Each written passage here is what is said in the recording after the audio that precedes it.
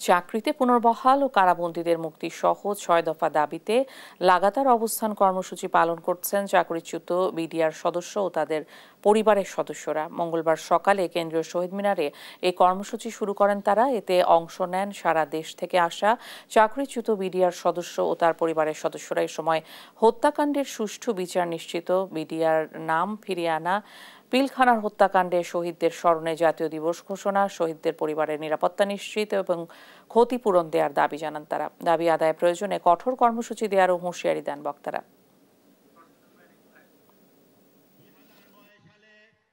যদি কোনো ব্যক্তি কোনো বিডিআর দোষী থাকে, পূর্ণ তদন্তের মাধ্যমে তাদেরকে শাস্তি দেওয়া হোক, আমরা মাথা পেতে নিব। লাইফ সাজা দিয়েছে, বুঝছেন? এই 16 বছর ধরে দৌড়াইতে আর কুলায় না বাবা। ইলিয়াস নায়ক সিগন্যাল নজরুল ইসলাম সে এই ঘটনা 2 বছর চাকরি করছে, তাকে বাসায় কিন্তু সৈনিক হিসাবে সার্টিফিকেট দিছে, সে দোষী না, তারপরেও সে জেলখানায় ভুগতেছে এখনো। পিলখানা হত্যাকাণ্ডের বিচার দাবিতে কেন্দ্রীয় শহীদ মিনারে চলছে সংহতি সমাবেশ। এ বিষয়ে জানাতে সরাসরি যুক্ত হচ্ছেন সহকর্মী তাইফুর রহমান তুহিন।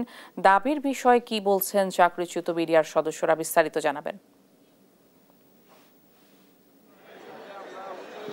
শিখা, আপনাকে ধন্যবাদ। আপনি জানেন যে আওয়ামী লীগ সরকারের প্রথম সরকার 2009 সালে কিন্তু সবচেয়ে আলোচিত যে ঘটনাটি ছিল সেটি হলো বিডিআর হত্যাকাণ্ড। সেই হত্যাকাণ্ডে আমরা দেখেছি যে অসংখ্য বিডিআর সদস্যদেরকে আসামি করে সেই হত্যাকাণ্ডের তাদেরকে বিভিন্ন মেয়াদের সাজা দেওয়া হয়েছে এবং তাদেরকে কিন্তু জেলখানায় অনেকে আবদ্ধ রয়েছে।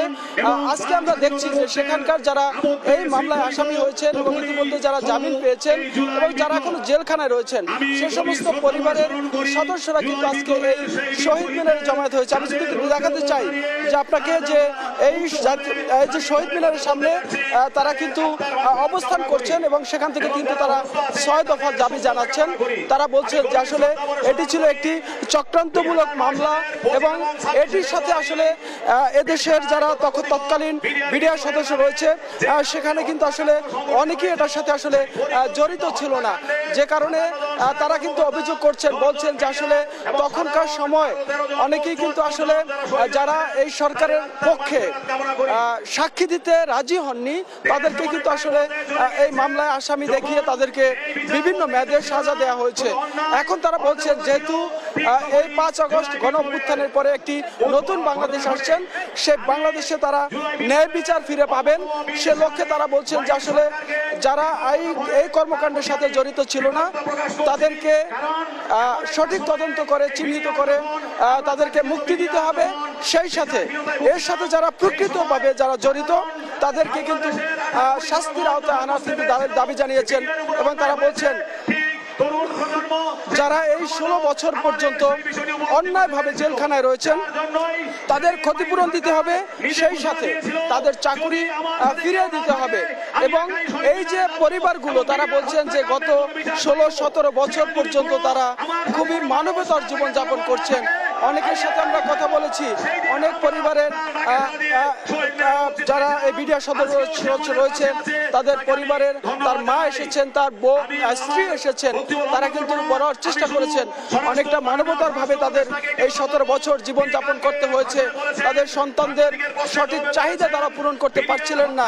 তারা বলছেন যে আসলে অন্যায়ভাবে যে তাদেরকে এই জেল খাটানো, জেলে রাখা এবং তাদেরকে যে অন্যায়ভাবে শাস্তি দেওয়া হয়েছে সেটি যাতে খুব দ্রুত সময়ের মধ্যে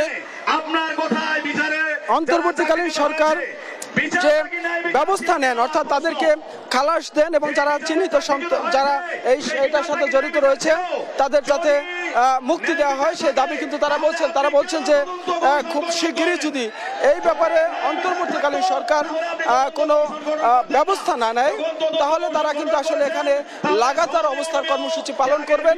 তারা বলছেন যে আসলে এই দেশে আসলে এখন এই অভ্যুত্থানের পরে নতুন বাংলাদেশে তারা ন্যায় বিচার পাবেন সেই প্রত্যাশা কিন্তু করছেন। আমরা দেখছি ইতিমধ্যেই এখানে কিন্তু যারা সমন্বয়ক রয়েছেন, অর্থাৎ সেই জুলাই আগস্ট অভ্যুত্থানের যারা সমন্বয়ক রয়েছেন, কেন্দ্রীয় সমন্বয়ক, তারাও কিন্তু এখানে একাত্মতা ঘোষণা করেছেন, তারাও এখানে আসছেন। তারা কিন্তু এই যে তাদের যে কর্মসূচি, তাদের যে যৌক্তিক দাবি, সেই দাবির সাথে তারা কিন্তু একমত পোষণ করছেন। আমরা একটু একজন সাবেক বিডিআর সদস্যদের সাথে কথা বলতে চাই। আসলে আমরা একটু জানতে চাই যে আপনাদের এই যে কর্মসূচি, এটা কেন পালন করছেন, আপনাদের দাবিটা কি একটু যদি বলেন।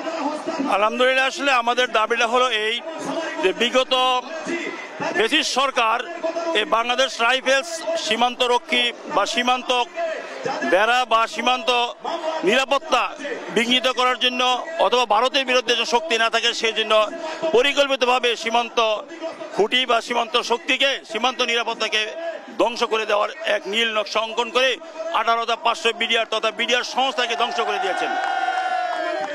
আজকে আসলে আপনারা এই সরকারের কাছে ন্যায় বিচার দাবি করছেন।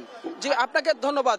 যেটি শুনছিলেন যে আসলে যারা এই যে বৈষম্যের শিকার হয়েছেন, তখনকার মিথ্যা মামলার শিকার হয়েছেন, তারা কিন্তু বলছেন যে আসলে অন্তর্বর্তীকালীন সরকার এটির সঠিক তদন্ত করবে এবং ন্যায় বিচার বাস্তবায়ন করবে, সেই সাথে যারা ক্ষতিগ্রস্ত হয়েছে তাদের যে ক্ষতিপূরণ এবং তাদের যে চাকরি সেটি ফিরিয়ে দেবেন, এই প্রত্যাশা কিন্তু তারা করছেন। তবে তাদের দাবি না আদায় হওয়া পর্যন্ত কিন্তু তাদের এই কর্মসূচি তারা চালিয়ে যাবেন, এমন ঘোষণা কিন্তু তারা ইতিমধ্যেই দিয়েছেন। তো এই ছিল আমার কাছে সর্বশেষ তথ্য। তুহিন, অনেক ধন্যবাদ আপনাকে।